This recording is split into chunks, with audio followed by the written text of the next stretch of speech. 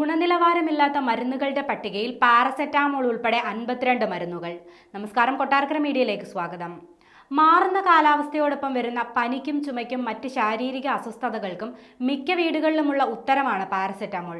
തലമുറകളായി കൈമാറ്റം ചെയ്യപ്പെടുന്ന സംസ്കാരത്തോടൊപ്പം പാരസെറ്റാമോളിന്റെ ഉപയോഗവും കൈമാറ്റം ചെയ്യപ്പെട്ടിട്ടുണ്ട്.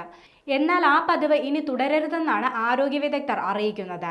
പാരസെറ്റാമോൾ ഉൾപ്പെടെ 52 മരുന്നുകളാണ് സെൻട്രൽ ഡ്രഗ് സ്റ്റാൻഡേർഡ് കൺട്രോൾ ഓർഗനൈസേഷന്റെ ഗുണനിലവാരമില്ലാത്ത മരുന്നുകളുടെ പട്ടികയിലുള്ളത്. വിറ്റാമിൻ സി D3 ഗുളികയായ Shelcal, vitamin B complex, vitamin സിയുടെ സോഫ്റ്റ് ജെൽ, ഗ്യാസ് പ്രശ്നങ്ങൾക്ക് നൽകുന്ന പാൻഡി, പാരസെറ്റാമോൾ 500, പ്രമേഹ രോഗികൾക്ക് നൽകുന്ന ഗ്ലിമിപ്രൈഡ്, ഉയർന്ന രക്തസമ്മർദ്ദമുള്ളവർക്ക് നൽകുന്ന തെൽമിസാർട്ടാൻ എന്നിങ്ങനെയാണ് ഗുണനിലവാരമില്ലാത്ത മരുന്നുകളുടെ പട്ടിക. Hetero drugs, Alkem laboratories, Hindustan antibiotics limited, Karnataka antibiotics and pharmaceutical limited, Mec life sciences, pure and cure health care തുടങ്ങിയ കമ്പനികളാണ് മേൽപ്പറഞ്ഞ മരുന്നുകൾ നിർമ്മിക്കുന്നത്. ആവശ്യ മരുന്നുകളുടെ പട്ടികയിൽപ്പെട്ടതാണ് ഗുണനിലവാര പരിശോധനയിൽ പരാജയപ്പെട്ട മരുന്നുകളിൽ 48 എണ്ണവും. കുട്ടികളുടെ വയറിലുണ്ടാകുന്ന അണുബാധയ്ക്ക് നൽകുന്ന സിപ്പോഡം XP50 ഡ്രൈ സസ്പെൻഷനും പരിശോധനയിൽ പരാജയപ്പെട്ടിട്ടുണ്ട്. പല മരുന്നുകളിലും ചേർക്കേണ്ട ഘടകങ്ങൾ ചേർത്തിട്ടില്ലെന്നും റിപ്പോർട്ടിൽ പറയുന്നു.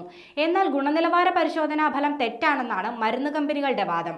ഓഗസ്റ്റിൽ നടത്തിയ പരിശോധനയിലും 156 മരുന്നുകളെ അപകട സാധ്യതയുള്ള മരുന്നുകളായി പ്രഖ്യാപിച്ചിരുന്നു.